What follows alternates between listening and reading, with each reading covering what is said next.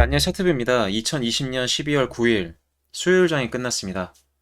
전일 증시가 다우지수, 나스닥, S&P 모두가 상승 흐름이 좀 나오면서 굉장히 좋은 흐름이 좀 보여줬고요. 그중에 기술주 중심의 나스닥이 역대 또 신고가를 도달하는 모습이 좀 보였습니다. 확실히 지금은 코로나 관련주들의 강세보다는 기술주 중심의 좀 미래 성장 가능성에 조금 더 투자 심리가 좀 쏠리는 모습이 좀 보이는 것 같고요.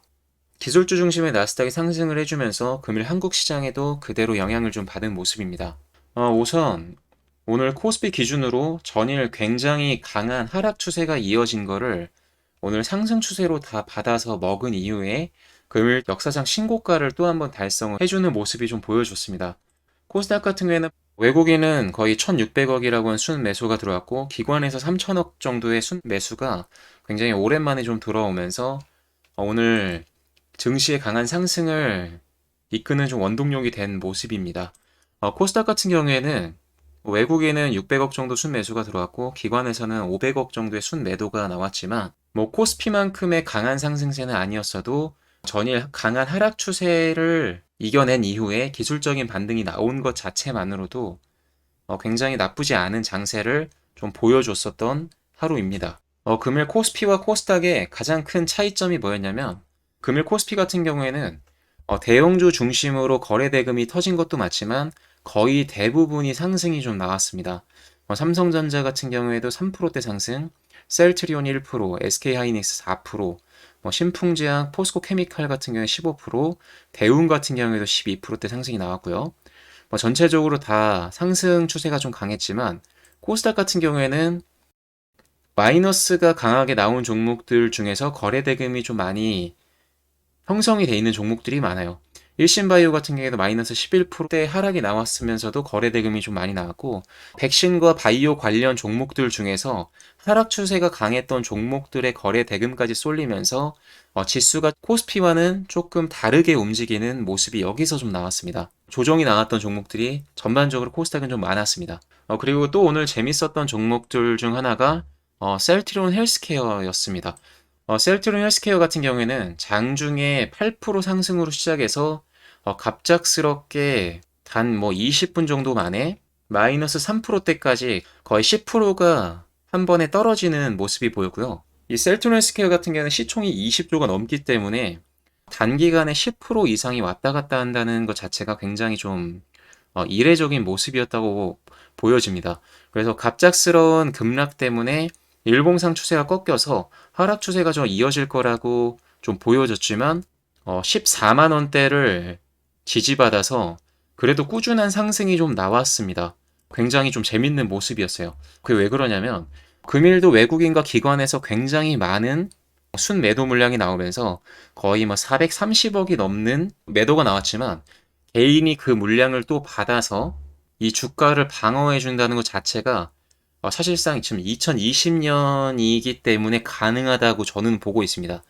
작년이나 재작년 같은 경우에는 외국인이나 기관, 큰 주체에서 한 곳에서라도 물량을 던져버리면 개인은 무조건적으로 받을 수밖에 없고 주가가 떨어지는 걸 그대로 그냥 손절을 할 수밖에 없는 경우가 많았는데 오늘 같은 경우 일봉상 추세가 너무 많이 꺾여서 굉장히 부담스러운 자리였음에도 불구하고 개인이 이 물량을 받아서 주가를 끌어올렸다는 것 자체가 정말 엄청나게 대단한 모습입니다. 주포에서 어떠한 생각이 있어서 물량을 받아서 끌어올렸을 수도 있겠지만 시총이 상당히 이 셀트리온 헬스케어뿐만이 아닌 셀트리온과 셀트리온 제약까지 컨트롤하기에는 굉장히 큰 자금이 필요함에도 불구하고 이 고점에서 꺾인 이 추세를 받아서 끌어올렸다는 것 자체가 저는 개인적으로 좀 오늘 재밌는 장이었습니다.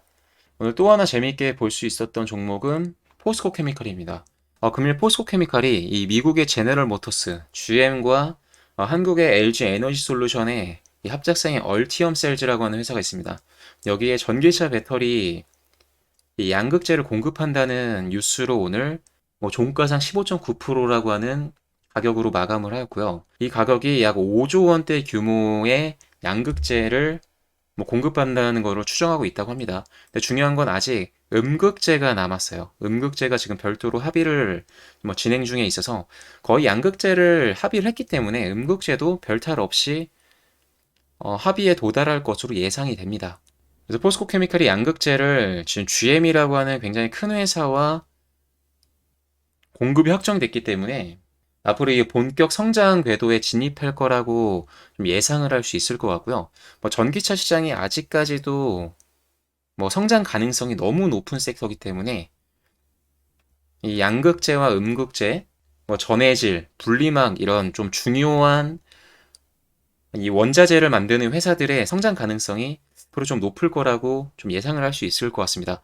이 포스코 케미칼이 금일 이렇게 상승이 나오면서 여기에 지금 원자재를 공급하는 이 코스모화학이라고 하는 회사도 오늘 금일 상한가가 나왔고요. 그리고 휘닉스 소재라고 하는 회사도 금일 상한가가 나왔습니다. 휘닉스 소재 같은 경우에는 포스코가 기존에 이 양극재에 대한 기술이 없었을 때 휘닉스 소재와 포스코가 합작을 하면서 기술 개발을 했었던 적이 있습니다. 사실상 휘닉스 소재가 직접적인 이 계약 타결 내용으로 수혜를 보는 건 아니지만 기존의 이 포스코 케미칼 이 양극재와의 이 관계 때문에 현재는 올라간 것으로 지금 해석이 됩니다. 이 휘닉스 소재 같은 경우에는 지금 재무 구조 자체는 별로 안 좋아요. 그냥 포스코와의 뭐 기존의 관계 때문에 상승이 좀 나온 것 같고, 근데 지금 이곳의 지금 최대 주주가 현재 홍석규라고 하는 분이 현재 대표입니다. 이분이 누구냐면 홍석규. 뭐 잘 아시는 것처럼 홍진기, 뭐 지금의 중앙일보를 창시했었던 기존의 법무부 장관과 내무부 장관을 했었던 걸로 알고 있습니다. 그리고 이병철 회장과 굉장히 돈독한 관계로 알고 있는데 이 홍진기의 아들이자 홍라희, 현재 삼성전자 이재용의 어머니죠. 그리고 중앙일보의 그 중앙홀딩스라고 하는 홍석현의 동생이라고 보시면 됩니다. 휘닉스 소재 같은 경우에는 좀 테마성으로 좀 다루기에 너무 좋고 유통 비율이나 시가총액이 너무 낮기 때문에 뭐 실적에 대한 가능성보다는 테마성으로 단기적으로 보시는 게 편하실 것 같습니다. 네, 오늘의 특징주를 좀 알아봤고요. 오늘의 관심 종목은 첫 번째는 유비벨록스입니다. 유비벨록스 같은 경우에 최근에 외인과 기관에서 꾸준하게 좀 매수세가 좀 들어왔던 종목이고요. 기존 고점 대비 거의 뭐 10년 정도 동안 빠지다가 최근에 바닥을 좀 다지면서 기술적인 반등이 좀 나오고 있는 모습입니다. 그리고 최근에 중요한 이 저점, 중요하게 생각하는 이 전고점을 돌파를 해주면서 현재 우상향이 나오고 있기 때문에 유비벨록스가 지금의 차트 모습으로는 꾸준하게 우상향이 좀 나올 가능성이 좀 높아 보입니다. 오늘 장중에 6%대 상승 마감하면서 금일 추가적인 전고점을 돌파해주면서 그 가능성을 더 열어두는 모습이고 현재 대주주 비율이 현재 한 40% 정도 되는 모습이어서 유통 비율 자체도 굉장히 괜찮은 모습이고 최근에 매출액과 영업이익이 꾸준하게 늘어나는 걸 확인할 수 있습니다. 2018년 대비 2019년도 같은 경우에는 거의 4배 이상 성장을 했고요. 그리고 2019년 대비 현재 지금 이 네 번째 이 쿼터 분기 실적이 나온 건 아니지만 1분기, 2분기, 3분기만으로도 벌써 영업이익이 100억이 넘어가고 있습니다. 4분기의 실적이 만약에 좋게 나온다고 한다면 작년 대비 영업이익이 거의 2배까지도 바라볼 수 있는 상황이어서 이 주가가 이 실적 대비 좀 영향을 받는 모습이 보여지는 것 같습니다. 혹여나라도 이 4분기에 대한 실적이 확실하게 좋아져서 오늘의 주가 상승이 영업이익이 더 호실전되는 거에 대한 선반영이라고 한다면 좀 주가 상승 자체가 조금 꾸준하게 더 나올 수 있을 것 같습니다. 오늘의 첫 번째 종목은 유비벨록스고요. 두 번째 관심 종목은 KC텍입니다. KC텍은 상장일날을 제외했을 때 일봉 종가상 금일이 신고점을 좀 달성을 해줬습니다. 어제 같은 경우에는 장 자체가 너무 안 좋았어서 거의 모든 종목이 조정을 받았기 때문에 어제 하락 추세가 좀 강했던 걸로 보이고 오늘은 이 코스피 상승 추세를 타서 KC텍이 굉장히 좋은 주가 흐름을 좀 보여주는 모습이고요. 오늘 뭐 외국인이 기존에 많이 샀다가 오늘은 기관에서 거의 11억이라고 하는 순매수세가 들어오면서 주가 상승을 조금 더 이끌어 준 모습입니다. 최근에 이 전고점을 돌파하거나 신고가를 달성하는 종목들 대부분이 테마성보다는 확실히 영업이익이 받쳐주는 종목들이 많이 나오는 모습이에요. 이 코로나가 터지고 8월, 9월, 10월까지는 재무와 상관없이 그냥 테마가 살짝만 엮여 있으면은 전고점을 그냥 돌파해주면서 상승 곡선을 좀 강하게 탔었는데, 지금 어느 정도 테마성이 좀 빠지면서 11월과 12월에는 그냥 무조건적인 테마로 올라가는 것보다는 확실하게 영업이익이 좀 받쳐주는 종목들이 좀 올라가는 모습입니다. 작년 대비 매출액이 거의 500억 정도가 상승을 하였고, 영업이익도 거의 50억이 상승을 해주면서 포실적으로 금년을 좀 마무리를 좀 해주는 모습입니다. 오늘 4분기에서는 거의 200억 정도의 순수로 영업이익이 남아서 주가에 좀 긍정적인 반응을 보여주는 모습이고, 이 종목 같은 경우에는 유통 비율이 굉장히 낮습니다. 대주주 비율 자체를 16%에 47%면은 대충 계산했을 때도 거의 63%라고는 대주주 비율을 갖고 있어요. 그래서 유통되는 물량 자체가 거의 36% 정도면은 시가총액, 단순 시가총액을 대비했을 때 1,800억 정도만 시장에 풀려 있는 이 유통 비율 자체가 2천억이 안 되기 때문에 주포나 세력 입장에서도 매집이나 매입을 하기에 굉장히 좋은 종목으로 볼 수 있습니다. 네, 오늘 두 번째 관심 종목을 좀 간단하게 알아봤고, 오늘의 세 번째 관심 종목은 앱코입니다.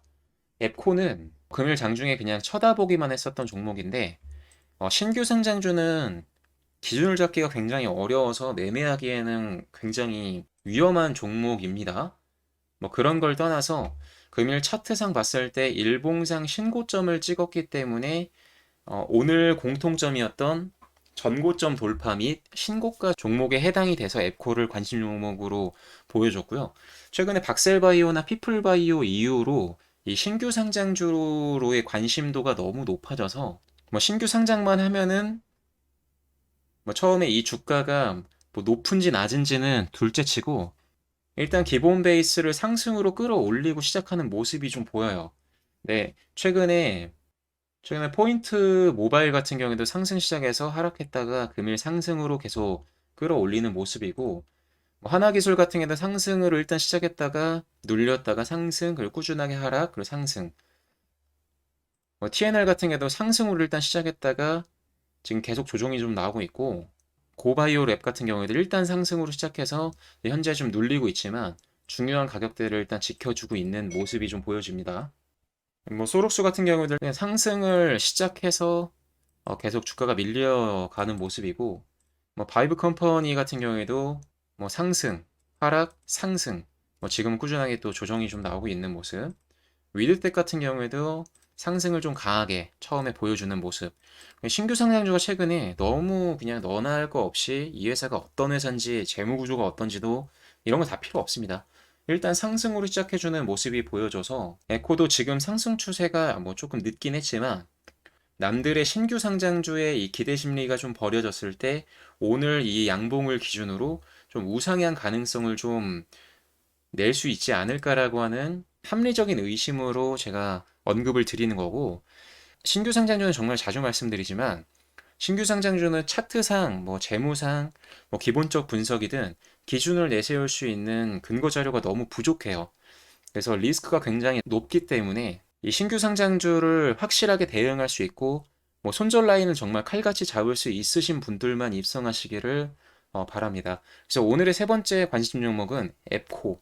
정말 단순히 차트상 그냥 일봉상의 신고점을 찍었기 때문에 언급을 드립니다. 네, 오늘도 굉장히 어려울 수 있는 장 수고 많으셨고 영상은 여기서 마치도록 하겠습니다. 시청해주셔서 진심으로 감사합니다.